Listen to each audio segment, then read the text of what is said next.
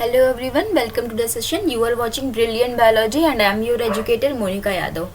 इस particular video में हम लोग बात करने वाले हैं रिप्रोडक्शन इन एंथोसेरॉस, मतलब एंथोसेरॉस में कैसा रिप्रोडक्शन होता है उसको हम लोग देखेंगे और साथ ही साथ कहाँ से आपके एमसीक्यू क्वेश्चंस बन सकते हैं उनको भी हम लोग डील करेंगे। तो एंथोसेरॉस में जो रिप्रोडक्शन होता है वो आपके दो तरीके से हो सकता है, या तो वो वेजिटेटिव रिप्रोडक्शन हो रहा है या तो वो सेक्सुअल रिप्रोडक्शन हो रहा है। वेजिटेटिव रिप्रोडक्शन में इतना कुछ खास नहीं है, हम लोग पॉइंट्स वाइज यहाँ पर जो भी चीज़ें हैं उसको एक बार देख लेते हैं। जैसे कि इसका जो पहला मेथड है कि by death and decay of the older portion of the thallus और फ्रेगमेंटेशन। मान लीजिए आपके थैलस है और धीरे धीरे कोई पोर्शन इसमें ओल्ड हो गया, वो वहाँ से डिटैच हो गया, तो वो कहीं पर भी जहाँ पर भी जाएगा वहाँ पर जब फेवरेबल कंडीशन आएगी तो फिर से रीग्रोथ करके एक नई थैलस को बना लेगा। तो इसमें होता है इस तरीके के रिप्रोडक्शन को वेजिटेटिव रिप्रोडक्शन कहते हैं, bye means of death and decay of the older portion of the plants. फिर इसमें ट्यूबर्स का फॉर्मेशन भी देखा जाता है। तो क्या होता है, जो थैलस होती है इसके जो अपाइसेस होते हैं, जो एपेक्स होता है, यहाँ पर आपको ट्यूबर लाइक आउटग्रोथ ऐसे देखने को मिल जाती है। ये ट्यूबर लाइक आउटग्रोथ कुछ टाइम के बाद यहाँ से डिटैच होती है, नीचे जमीन पे गिरती हैं और वहाँ पे फिर से एक नया एंथोसेरॉस का थैलस का फॉर्मेशन करती हैं। इसके अंदर जैमा का फॉर्मेशन भी देखा गया है, जमा से भी आपकी थैलस बन सकती है, लेकिन याद रखिएगा कि कैरेक्टरिस्टिक फीचर जो होता है जैमा का वो कहाँ पे आया था, वो आपका कैरेक्टरिस्टिक जो जैमा होते हैं ना, क्रीसेंट शेप जैमा जिसे हम कहते हैं, क्रीसेंट शेप, ये वर्ड याद रखिएगा। क्रीसेंट शेप का मतलब है हाफ मून लाइक, ऐसे ऐसे करके जो जैमा कप था वो कहाँ मिलता है आपको, वो आपको मार्केंशिया में मिलता है। ठीक है, इसके बाद अगर हम नेक्स्ट बात करें, इसमें जो अपाइसेस होती है वो भी आपका रिप्रोडक्शन करने में हेल्प करती है। अपाइसेस मतलब जो सेंटर वाला जो अपेक्स वाला पोर्शन होता है, ये वाला जो अपेक्स वाले पोर्शन होते हैं उनसे भी किया जा सकता है। और मोस्ट इंपॉर्टेंट पॉइंट है कि एंथोसेरॉस में आपकी क्या देखी जाती है, एपोस्पोरी को देखा जाता है। ये फिफ्थ वाला पॉइंट है जो एपोस्पोरी, ये आपको याद रखना है कि एंथोसेरॉस में एपोस्पोरी देखा गया है। अब एपोस्पोरी का मतलब क्या होता है, एपो का मतलब होता है अवे, ठीक है, अपो का मतलब क्या होता है, अवे मतलब दूर या फिर विदाउट, ऐसा कुछ मतलब होता है। और स्पोरी का मतलब क्या होता है, स्पोरी यहाँ पे आया है डिप्लॉयड चीज है, ठीक है। स्पोरोफाइट का मतलब यहाँ पर फॉर्मेशन हो रहा है, थैलस का फॉर्मेशन हो रहा है, लेकिन किस चीज से अवे हो रहा है, डिप्लॉयड वाले जो उसका जो फॉर्मेशन होता है डिप्लॉयड के बाद जो हेप्लॉयड फेज का फॉर्मेशन होता है उससे अवे हो रहा है। ठीक है, मतलब क्या यहाँ पर देखिए क्या होता है कि जनरली क्या होता है, जो आपकी थैलस होती है वो गैमेटोफाइट हेप्लॉयड होती है और ऊपर जो आपका यहाँ पर ये निकलता है आपका स्पोरोफाइट निकलता है, ये डिप्लॉयड होता है और इसके अंदर मियोसिस होती है, जो इसके अंदर स्पोर्स भरे होते हैं वो सारे के सारे हेप्लॉइड होते हैं।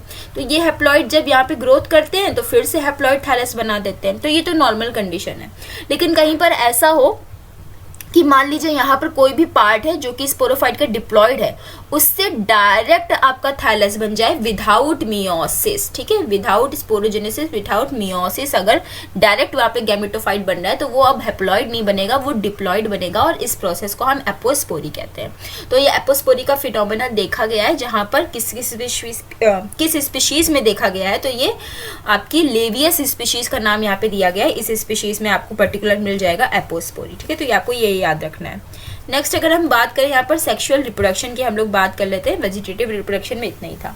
तो सेक्सुअल रिप्रोडक्शन में क्या होता है, यहाँ पर आपको देखना है कि सेक्सुअल रिप्रोडक्शन बेसिकली किस टाइप का होता है, ऊगेमस टाइप का होता है। ऊगेमस टाइप का मतलब क्या है, यहाँ पर ऊगेमस टाइप का मतलब ये है कि यहाँ पे प्रॉपर आपका मेल जो है वो फ्लैजिलेटेड बनेंगे, मोटाइल बनेंगे, और जो फीमेल आपकी बनेगी वो ऊगेमस ओवल शेप की बनेगी और वो नॉन मोटाइल होगी। तो इस टाइप के रिप्रोडक्शन को ऊगेमस कहते हैं। Male reproductive bodies are known as antheridia, ठीक है, उससे हम लोग एंथीडिया का नाम देते हैं और फीमेल वाले को आर्चिगोनिया का नाम देते हैं। पढ़ते हुए आ रहे हो, जनरली जो स्पीशीज होती है एंथोसेरॉस की वो मोनोशियस होती है, लेकिन कुछ स्पीशीज को डाइशियस भी देखा गया। ये सारी चीजें आपको बस पढ़ लेनी है, यहाँ से मतलब क्वेश्चन नहीं बनना चाहिए स्पीशीज के ऊपर। लेकिन कंडीशन क्या है, जो कि मोनोशियस स्पीशीज होती है वो प्रोट्रैंडस होती है। ये आप यहाँ पे थोड़ा सा याद रखिएगा कि एंथोसेरॉस में जो मोनोशियस वाली स्पीशीज है वो प्रोट्रैंडस है और उनका जो एंथीडिया है वो पहले मैच्योर हो जाता है आर्चिगोनिया से। इसी कंडीशन को प्रोट्रैंड्रस कहते हैं। प्रो का मतलब पहले, ठीक है, प्रिमिटिव, एंड यहाँ पर एंड्रस का मतलब है एंथीडिया। तो एंथीडिया पहले मैच्योर हो जाएगा, आर्चिगोनिया बाद में मैच्योर होगा। फिर अगर हम बात करें यहाँ पर एंथीडियम के स्ट्रक्चर की, तो एक एंथीडियम के पास क्या होता है, यहाँ पे आप देख सकते हो, यहाँ पर ये इसकी स्टॉक होती है, डंडी होती है और ये पूरा इसका ग्लोबोज हेड होता है, जिसको बाहर से देखो सेल ने कवर करके रखा है, जिसे हम जैकेट सेल या स्टेराइल जैकेट लेयर कहते हैं। और अंदर बहुत सारे कंपार्टमेंट्स होते हैं जिसके अंदर आपके एंथ्रोसाइट्स का फॉर्मेशन होता है। तो ये पूरा का पूरा किसमें, ये पूरा जो है ये एंथ्रीडियल चैम्बर है, ठीक है। तो यहाँ पे आप देखो कि जो एंथ्रीडियल चैम्बर है वो अंदर ही बन रहा है, थैलस के अंदर ही बन रहे हैं इसके सेक्स ऑर्गन, बाहर से नहीं बन रहे, बाहर नहीं बन रहे हैं। जैसे कि क्या था, जब आप देखते थे मार्केंशिया के ऊपर ऐसे मार्केंशिया के ऊपर एंथ्रीडियोफोर निकलता था और उसके ऊपर ऐसे एंथ्रीडिया बनता था ना, ये ऐसे करके एंथ्रीडिया यहाँ पे डिस्क लाइक बनता था। आर्चिगोनिया कैसे बनता था, ऐसे ही यहाँ पर आर्चिगोनिया फोर निकलता था और यहाँ पे फिंगर लाइक ऐसे ऐसे करके आर्चिगोनिया बनता। तो ये बाहर की तरफ निकल रहे थे, ऐसे डेवलपमेंट को हम एक्सोजीनस डेवलपमेंट कहते हैं, ठीक है, ये एक्सोजीनस होता है। लेकिन एंथोसेरोस के केस में क्या, आप देखो कोई चीज बाहर ही निकल रही है, थैलस के अंदर ही पूरा डेवलपमेंट हो रहा है, ठीक है, मतलब थैलस के अंदर ही इनसाइड ही एंथ्रीडियल चैम्बर बना है, उसी के अंदर एंथ्रीडिया लगे हैं और फिर एंथ्रोजॉइड्स निकलेंगे। इस टाइप के डेवलपमेंट को हम कहते हैं इंडोजेनस ओरिजिन, ठीक है। तो कैसी इंडोजेनस ओरिजिन मिल रही है, ये बहुत ही इंपॉर्टेंट है, आपको याद रखना है, यहाँ से एमसीक्यू बन सकता है। तो पर्टिकुलर एंथीरिया के बारे में हमने देख लिया। यहाँ पे क्या होता है, सिंगल जैकेट लेयर होती है जो कि इनक्लोज की रहती है और उसके अंदर बहुत सारे एंथ्रोसाइड्स होते हैं जो मेटामॉर्फोज करके एंथ्रोजॉइड्स का फॉर्मेशन करते हैं, ठीक है। ये था इसके बारे में। नेक्स्ट अगर हम बात करें डेहिसेंस कैसे होता है, तो डेहिसेंस होता है पानी की हेल्प से। ये देखिए पूरा ये एंथ्रीडियल चैम्बर था, ये एंथ्रीडिया आपके लगे हुए थे, पानी की हेल्प से डेहिसेंस हुआ और ये जो आपको यहाँ पर दिख रहा है ना, ये सारा जो उड़ता हुआ पाउडरी फॉर्म में, ये क्या है, एंथ्रोजॉइड्स हैं जो कि रिलीज हो गए हैं और अब ये कहाँ जाएंगे, ये जाएंगे आर्चिगोनियम के पास, वहां पे ये एंट्री लेंगे और वहां पे उसके एग को फर्टिलाइज करके जाइगोट का फॉर्मेशन करेंगे, ठीक है। तो यहाँ पर अगर हम आर्चिगोनियम की बात करें तो आर्चिगोनियम भी देखो ये भी धंसा हुआ है, प्रॉपर अंदर है, कहीं बाहर नहीं निकला हुआ है, तो इसको भी क्या कहेंगे, इंडोजिनस डेवलपमेंट ऑफ आर्चिगोनिया। इसके पास क्या होता है, थैलस में पूरा डॉर्सल सरफेस पे ये आपको धंसा हुआ मिलता है और इसके अंदर चारों तरफ क्या मिलेगा, हमें म्यूसिलेज कैविटी मिलेगी, क्योंकि यहाँ पर थोड़ा सा पानी इसको देना रहता है, यहाँ पर वाटर का अमाउंट बना रहे आर्चिगोनिया के पास, इसलिए यहाँ पर म्यूसिलेज कैविटीज भी आपको देखने को मिलती है। एक आर्चिगोनियम के पास 2 से 4 इसकी कवर सेल्स होती हैं। ये जो ऊपर आपको दिख रही है ना, ये क्या है, ये जो आर्चिगोनियम को अगर हम ऐसे बनाएंगे तो ये ऊपर आपकी ये 4 कवर सेल्स होती हैं। ये इसकी नेक होती है, ये उसका बेस होता है, यहीं पर आपकी एग सेल प्रेजेंट होती है, वेंटर होता है, नेक कैनाल सेल्स होती हैं। ऐसा ये आर्चिगोनियम का स्ट्रक्चर होता है। तो ये जो एंथ्रोजॉइड्स होता है जिसके पास फ्लैजिला है, ये यहाँ पर आता है, यहाँ पर सेटल डाउन होकर अंदर जाता है और जाइगोट यहाँ पे जो है, यहाँ पे जो एग है उसको फर्टिलाइज करके जाइगोट का फॉर्मेशन करता है। इस तरीके से होता है इसका फर्टिलाइजेशन प्रोसेस, जिसके लिए पानी की बहुत ज्यादा आवश्यकता होती है। Without water no fertilization is occur, fertilization नहीं हो पाएगा, इसलिए ये बहुत ही इंपॉर्टेंट पॉइंट है, आपको याद रखना है, ठीक है।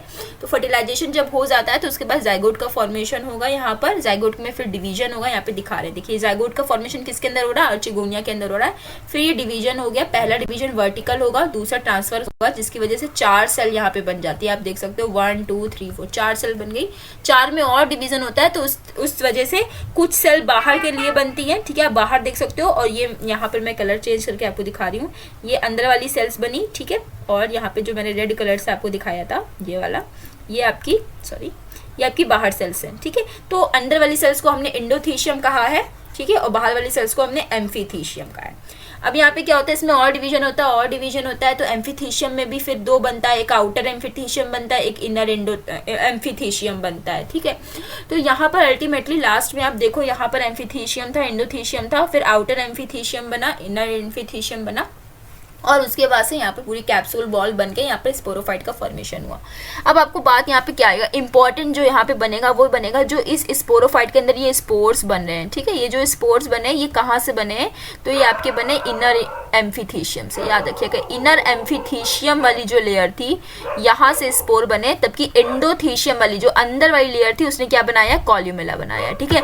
जनरली देखने में ये लग रहा होगा कि इंडो अंदर है, इसका मतलब स्पोर अंदर होता है तो वो बना देगा, बट ऐसा नहीं होता है। एंडोथीशियम वाली लेयर सबसे अंदर वाला स्ट्रक्चर कॉल्यूमेला बनाती है और एम्फीथीशियम में जो इनर एम्फीथीशियम लेयर होती है वो स्पोर्स का फॉर्मेशन करती है, ठीक है। इस तरीके से यहाँ पे बनते हैं स्पोर्स।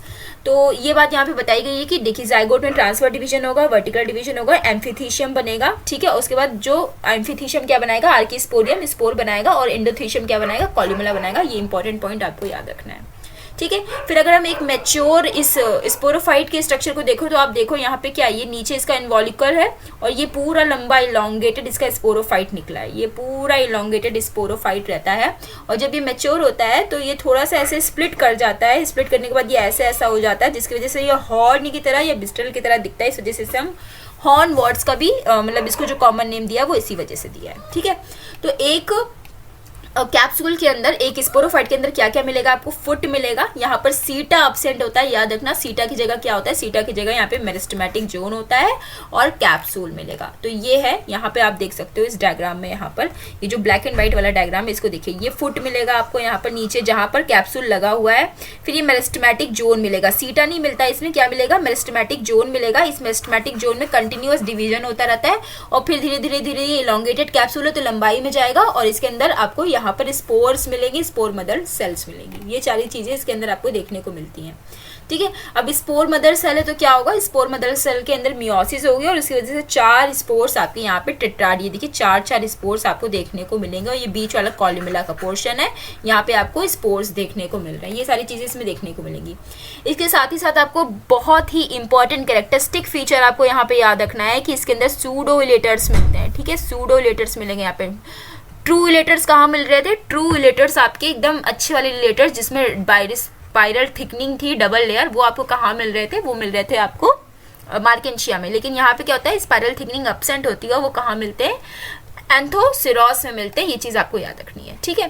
फिर इसकी कैप्सूल वॉल के बारे में कुछ चीजें इंपॉर्टेंट है, याद रखना कि इसकी जो कैप्सूल वॉल है लगभग 6 लेयर थिक होती है, एपिडर्मिस सेल्स होती हैं। लेकिन इंपॉर्टेंट बात क्या है कि इसकी कैप्सूल की वॉल में स्टोमेटा प्रेजेंट होते हैं। इसका मतलब इसकी कैप्सूल की वॉल में स्टोमेटा है तो ये गैसियस एक्सचेंज में इसका कैप्सूल हेल्प करेगा। साथ ही साथ क्लोरोप्लास्ट भी होता है, तो ये फोटोसिंथेसिस करके थोड़ा बहुत खाना भी बना पाता है। इसलिए हम ये कहते हैं कि जब हम मार्केंशिया और इक्सिया पढ़ रहे थे ना, तो वहाँ का जो स्पोरोफाइट था वो गैमेटोफाइट के ऊपर टोटल डिपेंड था। लेकिन एंथोसेरोस में जब हम आते हैं तो एंथोसेरोस का हमने अभी कैप्सूल देखा, और इसके कैप्सूल में हमने 2 बातें कही, स्टोमेटा है, क्लोरोप्लास्ट है। तो मतलब इसका कैप्सूल थोड़ा बहुत खाना बना रहा है, तो एंथोसेरोस का कैप्सूल गैमेटोफाइट के ऊपर पार्शियल डिपेंडेंट है, फुल्ली डिपेंडेंट नहीं है, ठीक है। Hence the sporangium of anthoceros is partial sufficient to synthesise their own food but partial depend on the gametophyte for supply of water, ठीक है। ये बात भी आपको यहाँ पर याद रखनी है। फिर देखिए डेहिसेंस कैसे होता है, जैसे ही कैप्सूल मैच्योर होता है, बीच में मैंने दिखाया ये लाइन ऑफ डेहिसेंस है, यहीं से डेहिसेंस होगा, ये ऐसे ओपन होगा, और यहाँ से आपके सूडोलेटर्स के साथ स्पोर्स आपके बाहर जाएंगे, और वहाँ पर सूटेबल सबस्ट्रेटम पे जाकर अपना जर्मिनेशन स्टार्ट करके फिर से एंथोसेरोस का फॉर्मेशन करेंगे। ये आप स्पोर्स देख सकते हो कैसे, ये ऐसे है ट्राइंगल टाइप के, क्योंकि ये 4 जुड़े रहते हैं आपस में, जब हटते हैं तो ऐसा टाइप के निकलते हैं। जैसे ये ऐसा टेट्राहेड्रल होता है ना, ऐसे करके ऐसे ऐसे के, तो ये 3 ऐसा शेप के रहते हैं। जब ये निकलेंगे तो आपको कुछ इस तरीके से स्पोर्स दिखेंगे। अब इनके स्पोर्स में भी क्या होगा, स्पोर्स में जब आप स्पोर्स को ध्यान से देखोगे तो बाहर वाली लेयर एक्साइन होगी, अंदर वाली लेयर इंटाइन होगी। ये जर्म ट्यूब निकलेगी, धीरे धीरे जर्म ट्यूब निकल के फिर से यहाँ पे थोड़ा थोड़ा सा थैलस बनेगा, और सबसे पहले यहाँ पर आपको ये ऐसा टाइप का स्ट्रक्चर देखने को मिलेगा, ठीक है। यहाँ पर ये आपको प्रोथैलस टाइप का स्ट्रक्चर देखने को मिलेगा, प्रोटोनिमा टाइप का। फिर वहाँ पर जाके एंथोसेरोस का फॉर्मेशन होगा, ठीक है। तो ये था एंथोसेरोस क्या, सेक्सुअल रिप्रोडक्शन। अब एक बार इसकी पूरी लाइफ साइकिल को देख लेते ताकि हमें सारी चीज़ें एकदम क्लियर समझ में आ जाए, ठीक है। तो इसको हम लोग थोड़ा सा छोटा करके इसको देखते हैं, ओके। तो देखिए ये एंथोसेरोस की थैलस है, गैमेटोफाइट है, एन है, ठीक है, ये एन है। ये इसके अंदर है, क्या है, इसके अंदर आर्चिगोनिया चैम्बर में आर्चिगोनिया है, फीमेल है, और एंथ्रीडियल चैम्बर में एंथ्रीडिया है, मेल है। एंथ्रीडिया से निकला, ये देखिए एंथ्रीडिया से क्या निकला, एंथ्रोजॉइड, जिसके पास 2 फ्लैजला हैं। आर्चिगोनिया में इसके पास एग सेल है, ठीक है। ये गया यहाँ पर स्विम करके इसके अंदर, और इसने फर्टिलाइज करके आर्चिगोनिया के अंदर जाइगोट का फॉर्मेशन किया। जाइगोट में पहले डिवीजन हुआ, ऐसे ऐसे करके बहुत सारे डिवीजन हुए, जिसकी वजह से अंदर वाली लेयर बन गई हमारी एंडोथीशियम, ठीक है। और जो बाहर वाली लेयर थी ये क्या बनी हमारी, एम्फीथीशियम।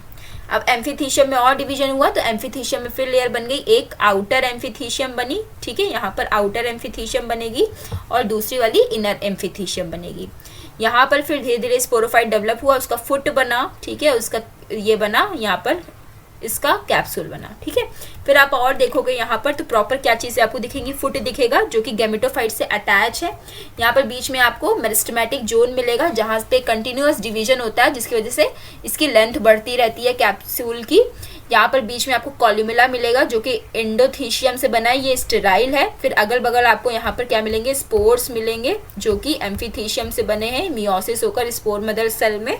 ये स्पोर्स यहाँ से ऊपर से स्लिट से ओपन होके गिरेंगे, ये साथ में सूडो लेटर्स भी बनेंगे, स्पोर्स जर्मिनेट करेंगे, ठीक है। स्पोर्स जर्मिनेट जब करेंगे तो वो क्या बनाएंगे, जर्म ट्यूब बनाएंगे और फिर से नया एंथोसेरॉस यहाँ पर तैयार हो जाएगा। तो यहाँ पर मैंने इंपॉर्टेंट पॉइंट्स के साथ हाईलाइट किया है आपको कि क्या कहाँ पर आपको फोकस करना है एंथोसेरॉस के लिए, ठीक है। इसके आगे हम लोग नेक्स्ट वीडियो में बात करेंगे नेक्स्ट जनरा के बारे में। तब तक के लिए keep studying everyone, thank you.